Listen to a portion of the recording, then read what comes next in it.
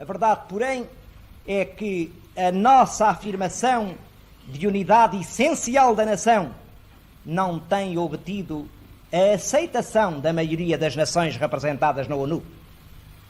Na ONU interessam, aliás, muito menos as razões do que os interesses. Os Estados-membros agrupam-se em grandes blocos: o bloco afro-asiático, o bloco comunista, o bloco americano. E embora cada um defenda interesses opostos dos restantes, todos arvoram o estandarte do anticolonialismo, senha necessária para a ocupação das cobiçadas posições do centro africano. E neste sentido, não podem deixar de ser todos os três blocos igualmente adversos aos nossos interesses. Isto explica suficientemente a resistência encontrada pela nossa posição aos argumentos de direito claro e perentório que temos apresentado em defesa do nosso ponto de vista. Respondem os nossos adversários recusando-se a aceitar a discussão no plano jurídico e respondendo às razões de direito com ataques políticos e acusações que não apenas são deturpações da verdade, mas por vezes falsificações inventadas desde a primeira à última palavra. Não nos iludamos, porém, esta falta de razão nos ataques que nos fazem não só lhes não atenua a gravidade, como, pelo contrário, revela toda a profundeza do perigo que temos de enfrentar. Se por detrás dessa campanha não estão verdadeiras razões de mérito, o que as explica é a sôfrega força dos interesses que reclamam imperiosamente satisfação e que encontram na presença portuguesa em África um obstáculo à sua efetivação. E se isto é assim, meus senhores, é inútil tentar esclarecer a nossa verdade e a nossa razão, tentar justificar o direito que nos assiste, querer mostrar ao mundo toda a extensão da afronta que nos é feita. Se isto é assim, o que temos a fazer é opor à violência a firmeza e à tentativa de expoliação a corajosa e unânime resolução de não nos deixarmos expoliar.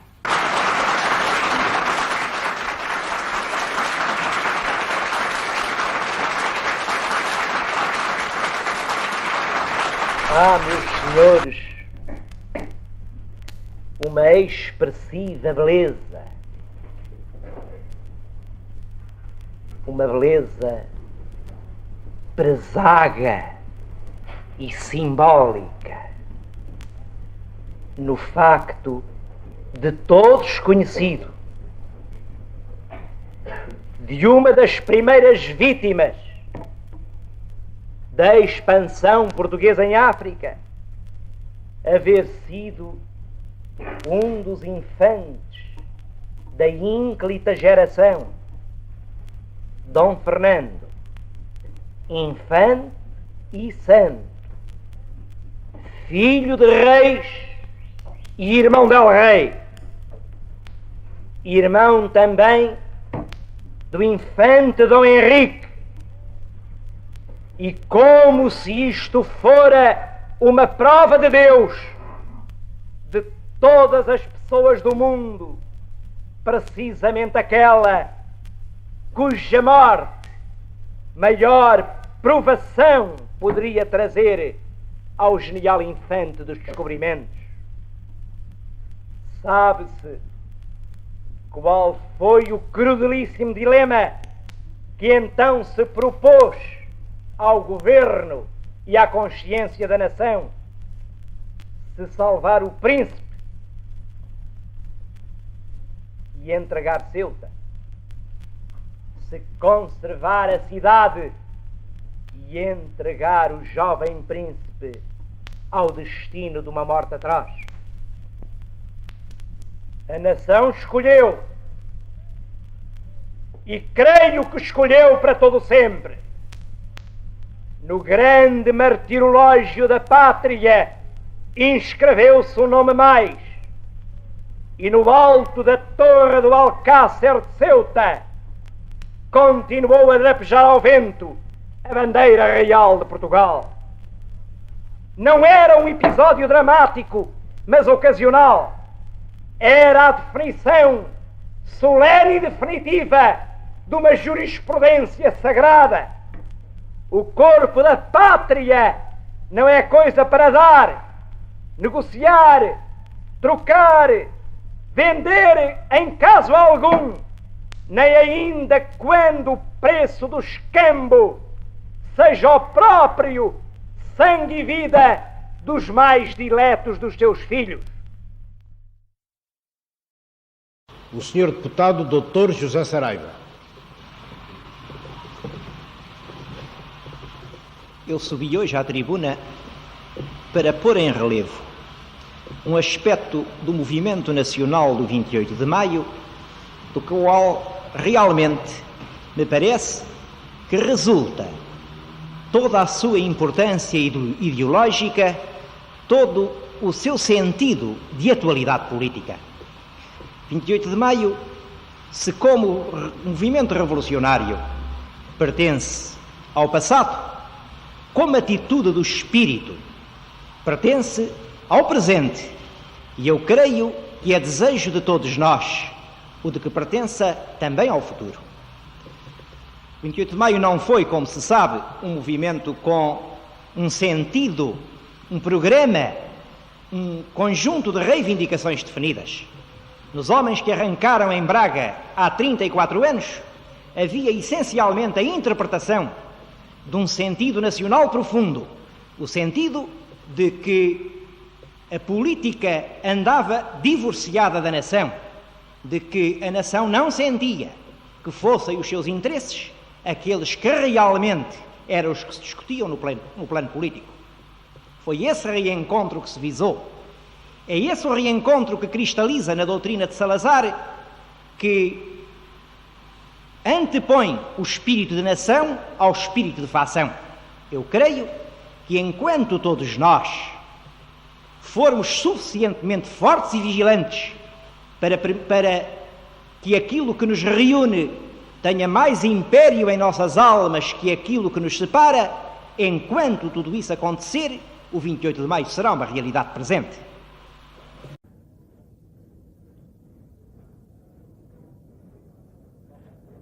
A arrancada de Braga, tirando a anarquia o país e trazendo com ela a esperança e o porvir de melhores dias à nação, não poderia ficar indiferente a nenhum português. 1926 traça um rumo certo, seguro e confiante. 1926 é mais do que uma data ou uma simples efeméride. A comemoração desses 40 anos que hoje solenemente se encerrou na Assembleia Nacional foi mais do que um festejo. Recordando a palavra de Salazar, a revolução continua, tornando real a divisa que pediu a tais comemorações, celebrar o passado, construir o futuro. Portugal sente e sabe que se nada para, depois parar é morrer. Também a Revolução Corporativa Portuguesa não estagna. Antes, a revolução continua. A esta sessão de encerramento presidiu o chefe do Estado.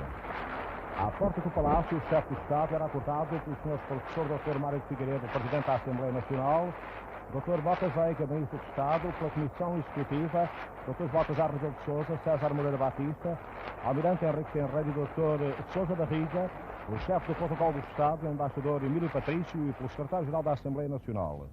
Organizou-se um cortejo e Sua Excelência tomou a presidência, atendo ao diálogo, o Presidente da Assembleia Nacional e o Presidente das Comemorações. Usou, em primeiro lugar da palavra, o Procurador Dr. José Hermano Saraiva. Vai usar da palavra o Sr. Dr. José Saraiva. Presentes, membros do Governo e um representante de Sua Eminência Reverendíssima, o Sr. Cardeal Patriarca de Lisboa, o Sr. Arcebispo de Mitilene.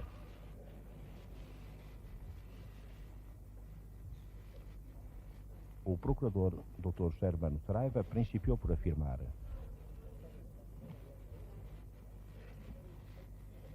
Senhor Presidente da República, Excelências, minhas senhoras, meus senhores, na manhã de 28 de maio de 1926, os telégrafos da cidade de Braga transmitiram a todo o país os termos de uma proclamação na qual o general Gomes da Costa empenhava a sua honra de soldado, em que da revolução que começava iria nascer um governo forte, capaz de realizar os interesses reais, permanentes e vivos de Portugal.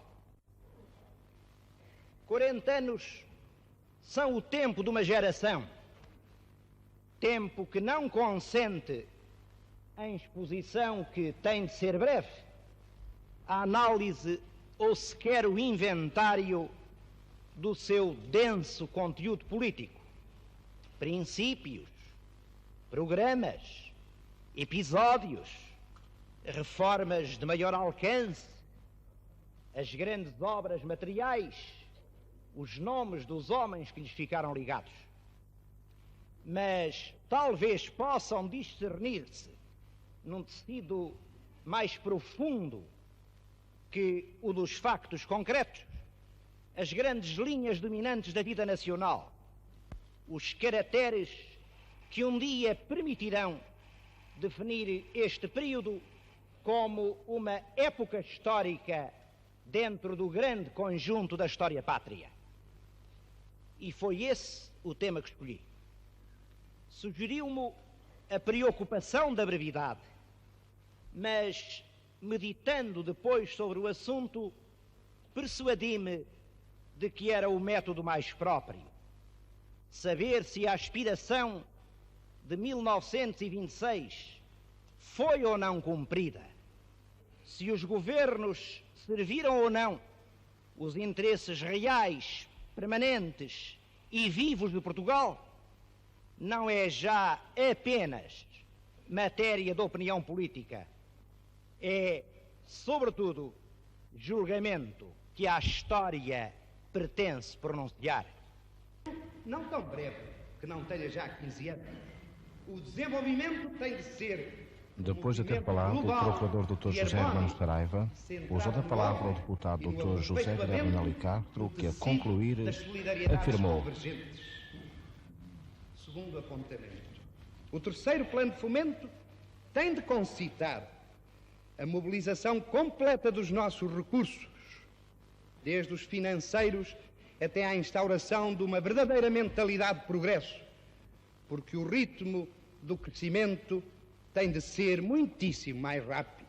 A evolução lenta no conjunto, ainda quando certas taxas sectoriais no crescimento económico sejam alentadoras, acaba por representar progressivo distanciamento dos que, partindo de muito mais alto nível, beneficiam sempre de multiplicadores poderosos. E não se trata de competições para satisfazer o orgulho nacional, longe como vai a era das autarquias. Trata-se de dura e premente imposição dos tempos que vivemos, que significam, quando não se tem o ritmo necessário, entre outras coisas, o êxito do capital e, sobretudo, da grande, da preciosa riqueza humana. Temos de congregar na via do progresso a plenitude dos meios disponíveis, pedindo todos os sacrifícios, até aos verdadeiros limites do que for possível, na tributação, na eficácia da administração, na tempestividade das reformas, na austeridade de vida dos grandes, de modo a não desapontar a consciência pública. O grande esforço de defesa que fazemos no ultramar, e seja a minha última palavra para a nossa juventude, sujeita a uma prova que só a pode enobrecer para as tarefas do futuro, o esforço de defesa a que a nação aderiu e que a que acompanha mais impõe toda a aceleração do ritmo do progresso pátrio. Deve-o a glória da obra de 40 anos, celebremos o passado, aos anseios que gerou, preparemos o futuro. Tenho dito.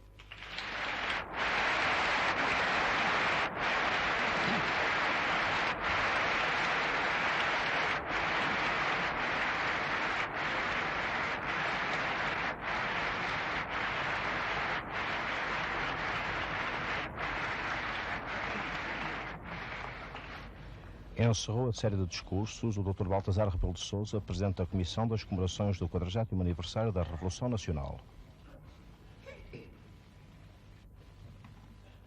Senhor Presidente da República,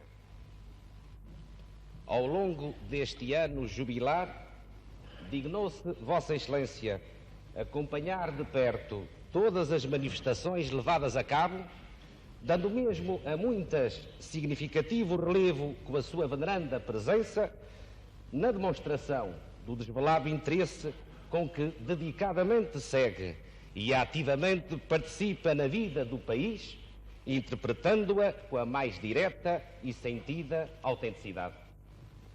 O chefe de Estado, de tal modo, quis associar-se às celebrações do 40º aniversário da Revolução Nacional, que bem pode dizer-se ter-se identificado por completo com elas, desde a vez primeira em que nesta sala as anunciou à nação, até ao dia de hoje, em que solenemente se encerram.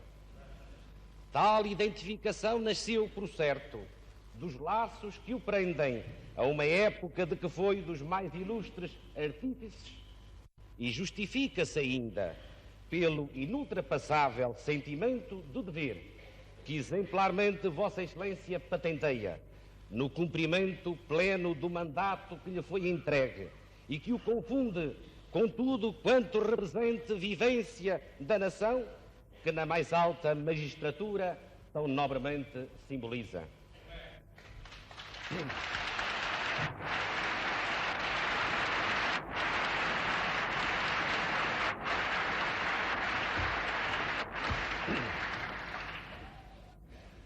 Como fecho dessa constante e incansável presença, com grande honra o vemos a presidir a esta sessão final, o que nos proporciona desvanecedor ensejo para com as homenagens devidas pela relevância das funções que exerce e pelo fulgor das excepcionais virtudes pessoais que o exornam, lhe testemunhar, Sr. Presidente, o nosso mais profundo reconhecimento e a nossa mais respeitosa veneração. Sr. Presidente do Conselho, embora Vossa Excelência expressamente o não quisesse e antes com tal se molestasse, o certo é que na celebração deste período de 40 anos, a todo momento surgiu a indelével marca do gênio e se recortou a destacada imagem daquele que soube encontrar o sentido da Revolução Nacional, dando-lhe conteúdo e expressão numa singela palavra, erguendo-se à altura dos grandes construtores da história. Por mais que se queira despersonalizar os regimes, vemos que por toda a parte essa tendência é manifesta. Mormente se torna natural, imperioso mesmo, que isso aconteça no que o teve e tem por mestre e chefe. Mestre na doutrina original que elaborou e divulgou, chefe na ação renovadora em que se traduziu o seu superior pensamento político. E é sumamente agradável e inteiramente justo que os que o acompanharam ao longo destas décadas, seja desde os incertos primórdios, seja já no período de realizações fecundas, que o povo, para quem em ato de renúncia de si próprio unicamente tem vivido, que todos hajam podido erguer as suas vozes e o façam de novo por meu intermédio, saudando uma vez mais como o maior dos portugueses do nosso tempo, dos maiores de todos os tempos, benemérito da nação.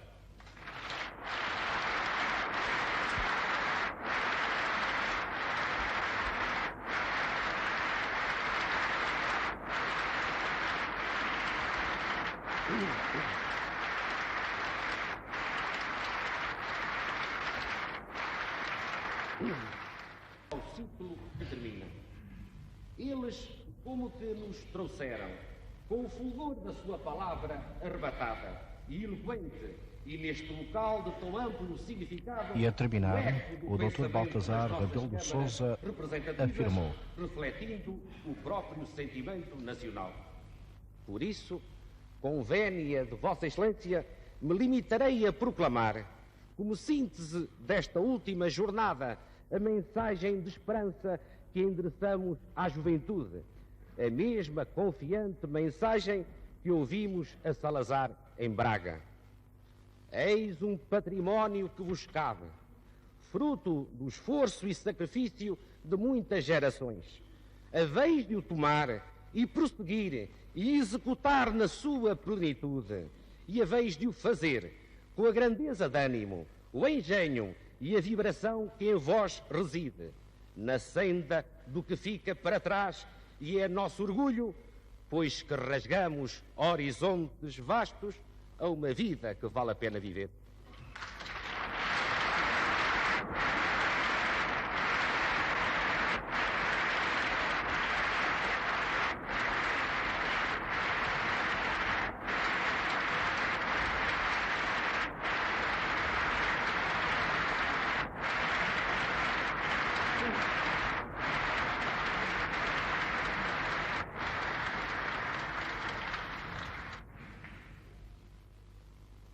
Em nome de Sua Excelência, o Presidente da República, está encerrada a sessão.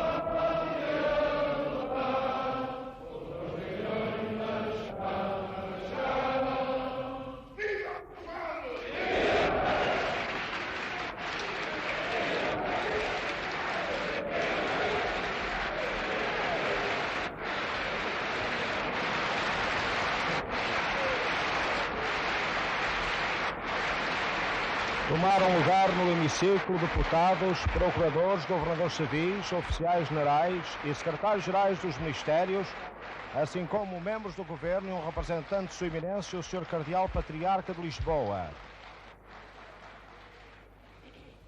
Junto ao Sr. Presidente do Conselho encontrava-se o Presidente do Supremo Tribunal de Justiça e o Presidente da Câmara Corporativa. Nas galerias, muitas senhoras e em tribunas especiais a esposa do chefe de Estado, acompanhada das esposas do Presidente da Assembleia Nacional e da Câmara Corporativa.